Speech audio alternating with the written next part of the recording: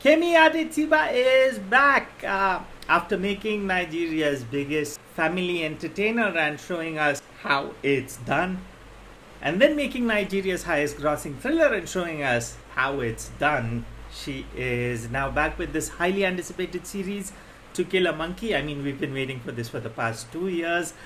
This time, does she show us how it's done? Let's check out.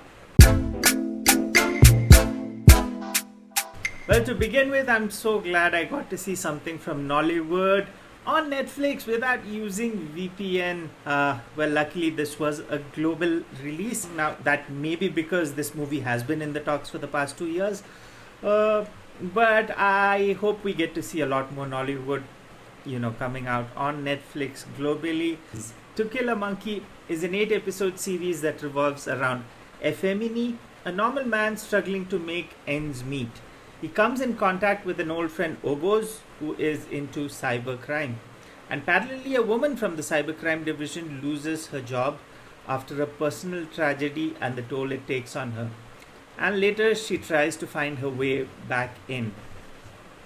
Now, from the start, one thing that you can really figure out is why it took the time it took to make, because there is this sort of intentionality, there is craft and detailing that is very visible throughout the series, and you can see that it's been painstakingly made. That's such a difficult word to pronounce. Painstakingly. Yeah, but that has happened over here. Okay, but talking about the story and storytelling, it has Nollywood's most visited theme, that of quick money and ritualism. Even though ritualism is a bare minimum, the first 2 episodes had such a deja vu of living in bondage, where you introduce the character and the character gets introduced to this whole quick money machinery.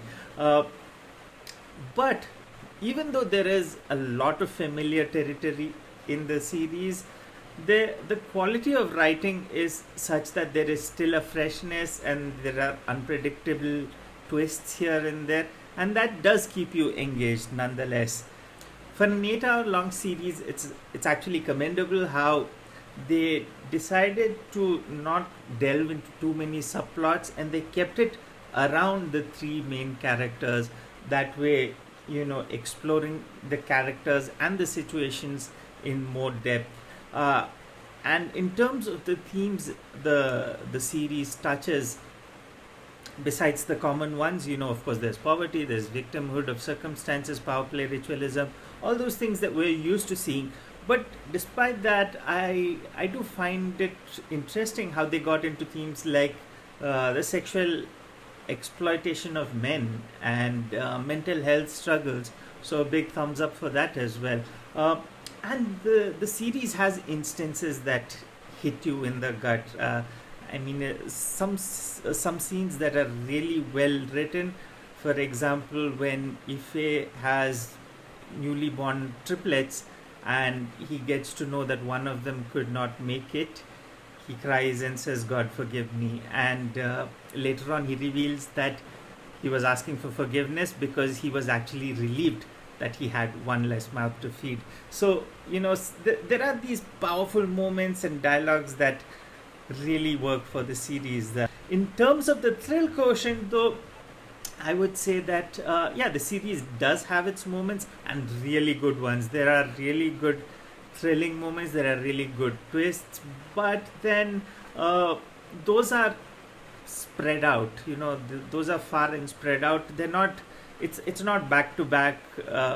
It's not like what you would call an edge of the seat thriller.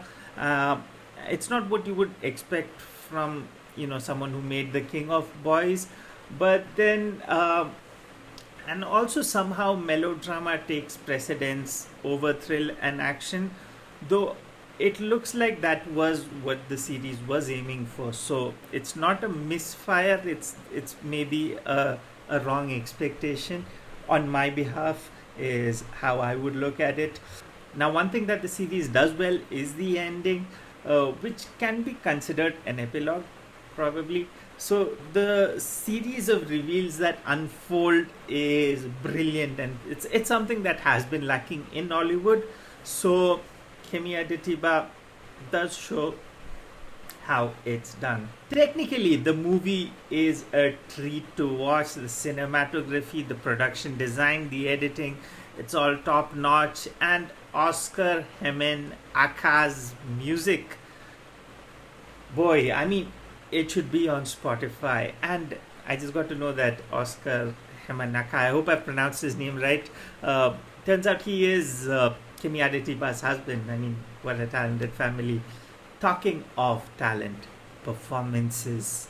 I know, yeah, performances were really good. Like, I usually talk about performances one by one, but William Benson and Bucci Franklin, whew, they've given a master class in acting. The way they both feed off each other's energy, it's bloody poetry in motion. And the graph of the relationship is such that the audience gets so much to witness. It is beyond beautiful. William Benson's William Benson bringing Effie's journey from helpless to badass to spiraling out of control is something for the books. And the way Bucci Franklin plays, this unpredictable gangster with street cred, it is so raw and so real. These guys did an amazing job. I mean, I'm so glad that these two actors got roles that they deserve. I love to. I mean, I want to thank Kemi Adetiba for this, and I hope that they keep getting such opportunities to showcase their talent. Oh yeah, I have to talk about other actors too. Talking of which, Bimbo Akintola, for most of the film, she was like a deer in the headlights. Now, that is a good thing considering her role. I mean, because, she plays a character who is still trying to come back from a personal tragedy and the toll it's taken. So she's really believable and she's done a really good job. And also, you can see the drive in this woman who's struggling to make her way back up, and she's done a commendable job. Stella Damascus, challenging role, demanding role, and she had to compliment William Benson, and she's done it so good, and she's given a really memorable performance at that. Chide Mokeme has a similar character to what we're used to seeing him in, but he still manages to make a mark. He's still different from what we see him play, and that's a great job there. All in all, I would say that To Kill a Monkey was a bit different from what I had expected, and maybe that was the case with most people, or it wasn't. I don't know. Do let me know in the comments. I was expecting more thrill, but that's not to complain. What has come out is something that's really well written, really well executed.